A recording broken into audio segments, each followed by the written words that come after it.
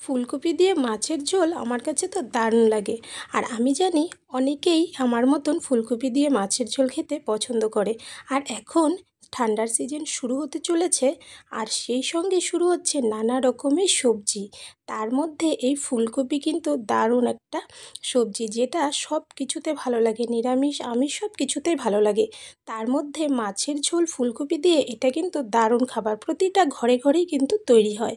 Hello friends, welcome to Shimpi and mummy's kitchen. আজকে আমি তোমাদের সঙ্গে রুই মাছ দিয়ে ফুলকপি আলুর ঝোলের রেসিপি শেয়ার করব। সবাই বানিয়ে থাকো জানি, তবুও আমি কিভাবে এই রেসিপিটা তৈরি করলাম সেটাই আজকে তোমাদের সঙ্গে শেয়ার করছি। তাহলে চলো রেসিপি দেখে নেওয়া যাক। সবার প্রথমে এখানে আমি একটা বড় সাইজের এক ফুলকপি নিয়েছি। ফুলকপির ডাঁটিগুলোকে আমি কেটে আলাদা করছি, কেননা এখানে ফুলকপির ডাঁটির কোনো কাজ নেই। তবে এই ডাঁটিগুলো দিয়েও কিন্তু অনেক সবজি বানানো যায়, যেগুলো খেতে দারুণ লাগে। তাই আমি ডাঁটিগুলোকে রেখে দিয়েছি। আর এই ফুলকপিটাকে টুকরো টুকরো করে নিচ্ছি। তোমরা চাইলে তোমাদের পছন্দ মতন বড় ছোট সাইজে করতে পারো, তবে আমি খুব বেশি বড় নয়, খুব বেশি ছোটও নয়, মিডিয়াম সাইজের করে ফুলকপিগুলো কেটে নিয়েছিলাম। এদিকে দেখো সবগুলো ফুলকপি কেটে নেওয়া হয়ে গেছে, এগুলোকে এবার ভালো করে ধুয়ে নেব। তার সঙ্গেই লাগবে আলু। তো আলুটাকেও আমি এরকম লম্বা সাইজের করে কেটে নিচ্ছি। একটু লম্বা শেপের আলুগুলো নিয়েছি, তাতে করে আলুর টুকরোগুলো বেশ লম্বা লম্বা হয়, আর দেখতেও ভালো লাগে, খেতেও ভালো লাগে। কিন্তু আলুগুলোকেও এরকম লম্বা লম্বা টুকরোই কেটে নিলাম। এবার এদিকে একটা বাটিতে আমি বেশ খানিকটা জল গরম হওয়ার জন্য বসিয়ে দিয়েছিলাম। তার মধ্যে 1 চামচ লবণ দিয়েছি। এর মধ্যে আলু এবং ফুলকপিগুলো দিয়ে দিলাম, দিয়ে একটু নেড়ে চেড়ে দিচ্ছি।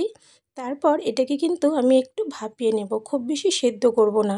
সেদ্ধ করলে কিন্তু ফুলকপিগুলো নরম হয়ে যাবে, ভালো লাগবে না। আলু ফুলকপি এদিকে বয়েল হতে থাক, ততক্ষণ এদিকে আমি একটা মশলা তৈরি করে নিচ্ছি। একটা মিক্সির বাটিতে আমি বেশ কয়েকটা কাঁচা লঙ্কা নিয়েছি। তোমরা যতটা ঝাল খেতে পছন্দ করো সেই অনুযায়ী দিয়ে নেবে। তবে এই লঙ্কাগুলো খুব বেশি ঝাল ছিল না, তাই একটু বেশি দিয়েছি। সঙ্গে মিডিয়াম সাইজের একটা পেঁয়াজ দিয়েছি টুকরো করে কেটে। তার সঙ্গে এক টুকরো আদাও কিন্তু ছোট টুকরো করে কেটে দিয়ে দিলাম। সঙ্গে হাফ টমেটো এখানে মিক্সিতে দিয়ে এবার পেস্ট করে নিচ্ছি। আর এই হাফ টুকরো আমি কিন্তু কেটে রেখে দিচ্ছি। মশলা তো হয়ে গেল। এবার এদিকে মাছ নিয়েছি, মাছটাকে ভালো করে ধুয়ে নিয়েছি। 8 পিস মাছ এখানে আমি নিয়েছি। মাছের মধ্যে পরিমাণ মতো লবণ দিয়ে দিলাম, অল্প দিয়েছি হলুদ গুঁড়ো, তার সঙ্গে খুবই অল্প আমি সর্ষের তেল দিয়ে দিলাম। দিয়ে ভালো করে মাখিয়ে নিচ্ছি হলুদ লবণ। আর তারপর এই মাছগুলোকে আমি 10 মিনিটের মতো রেখে দেবো এভাবে করেই। এদিকে দেখো ততক্ষণে ফুলকপি আলুর মধ্যে কিন্তু জাল উঠে গেছে। গ্যাসটা একদম বন্ধ করে দিলাম, আর সঙ্গে সঙ্গে কিন্তু আমি জল ঝরিয়ে উঠিয়ে নিচ্ছি আলু ফুলকপিগুলোকে। এবার এদিকে আমি একটা কড়াই বসিয়ে নিয়েছি, এর মধ্যে বেশ খানিকটা সর্ষের তেল দিয়ে ভালো করে কড়ার চারপাশে লাগিয়ে নিলাম। এতে করে মাছগুলো যখন আমি ভাজবো তখন কিন্তু আর কড়ার গায়ে লেগে যাবে না। ভালো করে তেলটা গরম করে আমি কিন্তু গ্যাসের আঁচটা কমিয়ে দিয়েছি। আর তারপর এক এক করে মাছের পিসগুলো এর মধ্যে দিয়ে দিলাম। এবার এদিকে দেখো মাছগুলো এক সাইড থেকে ভাজা হয়ে গেছে, উল্টিয়ে দিচ্ছি। এভাবে করে উল্টিয়ে পাল্টিয়ে আমি কিন্তু দুটো সাইডের মাছই সুন্দর করে ভেজে নিচ্ছি। তোমরা চাইলে একটু কড়া করেও ভেজে নিতে পারো, কোনো অসুবিধা নেই। এদিকে দেখো মাছগুলো আমার ভেজে নেওয়া হয়ে গেছে। এক এক করে মাছগুলো আমি তেল থেকে উঠিয়ে নিচ্ছি। আর এই তেলে বাকি মাছগুলো কিন্তু আমি এইভাবে করে ভেজে নেব। এদিকে দেখো সবগুলো মাছ ভেজে উঠিয়ে নিয়েছি। এই মাছ ভাজির তেলেই আমি দিয়ে দিলাম ফুলকপিগুলোকে। তোমরা চাইলে আলু ফুলকপি একসঙ্গে ভেজে নিতে পারো, তবে আমি এক এক করে ভেজে নিচ্ছি। ফুলকপিগুলোকে আমি কিন্তু লবণ হলুদ কিছুই দিইনি, কেননা বয়েল করার সময় লবণ দিয়েছিলাম। আর তাই কিছুই দিইনি, শুধু তেলে একটু ভেজে উঠিয়ে নিলাম। এবার এই তেলের মধ্যে আমি দিয়ে দিলাম আলুগুলো, যেগুলো আমি ভাপিয়ে নিয়েছিলাম। আলুর মধ্যেও কিন্তু লবণ দিচ্ছি না, শুধু সামান্য একটু হলুদ গুঁড়ো দিয়ে ভালো করে নেড়ে চেড়ে আলুগুলোকেও ভেজে নিতে হবে। লবণ দিলাম না তার কারণ আলুগুলো বয়েলের সময়ও কিন্তু ওই লবণ জলেই বয়েল হয়েছে, তাই এখন যদি লবণ দিই তাহলে কিন্তু লবণটা বেশি হয়ে যাবে। আলুগুলোকে একটু নেড়ে চেড়ে ভেজে উঠিয়ে নিলাম। এবার এর মধ্যে আরও কিছুটা সর্ষের তেল অ্যাড করে দিয়েছি। এই তেলের মধ্যে দুটো শুকনো লঙ্কা ফোড়নে দিলাম, দিয়ে একটু নেড়েচেড়ে নিয়ে এর মধ্যে বড় সাইজের একটা পেঁয়াজ কুচি করে রেখেছিলাম সেটা দিয়ে দিলাম। দিয়ে ভালো করে নেড়েচেড়ে পেঁয়াজটা ভেজে নিচ্ছি। এদিকে দেখো পেঁয়াজটা যখন কিছুটা ভাজা হয়ে গেছে, তখন এর মধ্যে আমি পেস্ট করে রাখা মশলাটা দিয়ে দিলাম। তার সঙ্গে মিক্সির বাটিটা ধুয়ে সামান্য একটু জলও অ্যাড করে দিয়েছি। এবার এই মশলাটাকে 1 মিনিটের মতো মিডিয়াম আঁচে একটু নেড়েচেড়ে ভেজে নিচ্ছি। এদিকে দেখো ভাজা হয়ে গেছে। এবার এর মধ্যে গুঁড়ো মশলা অ্যাড করছি। প্রথমে দিয়ে দিলাম 1 চামচ হলুদ গুঁড়ো, 1.5 চামচ ছোট চামচের দিয়েছি জিরের গুঁড়ো, ছোট চামচের 1 চামচ ধনে গুঁড়ো, 1 চামচ দিয়েছি লাল লঙ্কার গুঁড়ো। তোমরা যে যতটা ঝাল খেতে পছন্দ করো সেই অনুযায়ী লঙ্কার গুঁড়োটা অ্যাড করবে। তার সঙ্গে দিয়েছি পরিমাণ মতো লবণ। এবার ভালো করে নেড়েচেড়ে এই মশলাটাকে কিন্তু কিছুক্ষণ কষিয়ে নিতে হবে। মশলা যত ভালো করে কষা হবে সবজির টেস্টও কিন্তু ততই ভালো হবে। আর অবশ্যই মিডিয়াম আঁচে রেখে মশলাটা কষিয়ে নিতে হবে।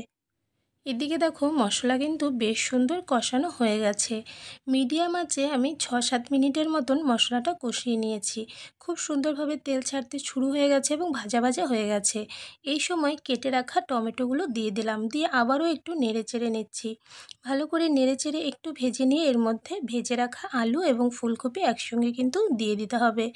এবার আলু ফুলকপিটাকে এই মশলার সঙ্গে খুব ভালো করে একটু নেড়েচেড়ে ভেজে নিচ্ছি, যাতে করে মশলার ফ্লেভার ফুলকপি আলুর ভেতর সুন্দরভাবে ঢুকতে পারে। আর আমার এই ফুলকপি আলু রেসিপিটা কেমন লাগলো অবশ্যই কিন্তু কমেন্টস করে জানিও। ভালো লাগলে লাইক করো, শেয়ার করো বন্ধুবান্ধবদের সঙ্গে। এদিকে দেখো ফুলকপি আলুর সঙ্গে মশলা ভালো করে কষিয়ে নেওয়ার পর এর মধ্যে পরিমাণ মতো জল অ্যাড করে দিয়েছি। এবার ভালো করে নেড়েচেড়ে কিছুক্ষণ ফুটিয়ে নিয়ে তারপর এর মধ্যে আমি মাছ অ্যাড করবো, আর একটু ঢেকে দিলাম, তাতে করে আলুটাও সুন্দরভাবে বয়েল হয়ে যাবে। এখানে দেখো আমি ঢাকনাটা খুলে নিলাম আর ঝোলটা কিন্তু বেশ সুন্দর ফুটছে। এই সময় এর মধ্যে আমি ভেজে রাখা মাছগুলো এক এক করে দিয়ে দিচ্ছি।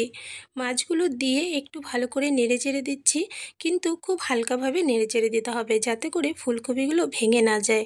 এবার মাছগুলোকে ভালো করে একটু ঝোলের মধ্যে ডুবিয়ে দিচ্ছি, যাতে মাছের ভেতরেও সুন্দরভাবে ঝোল ঢুকতে পারে। এবার আরও কিছুক্ষণ এটাকে ফুটিয়ে নেব।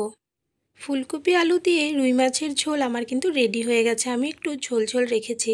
উপর থেকে কিছুটা ধনেপাতা কুচি ছড়িয়ে দিয়ে একটু নেড়েচেড়ে নামিয়ে নেব।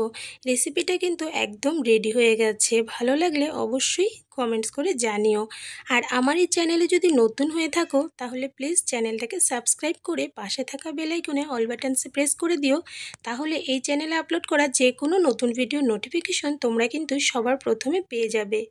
আর এই ফুলকপি আলু রেসিপিটা একবার বানিয়ে দেখো, আশা করছি ভালো লাগবে। আর এরকমই আরও একটা রেসিপি নিয়ে আবারও দেখা হবে। তাহলে আজকের জন্য বাই বাই।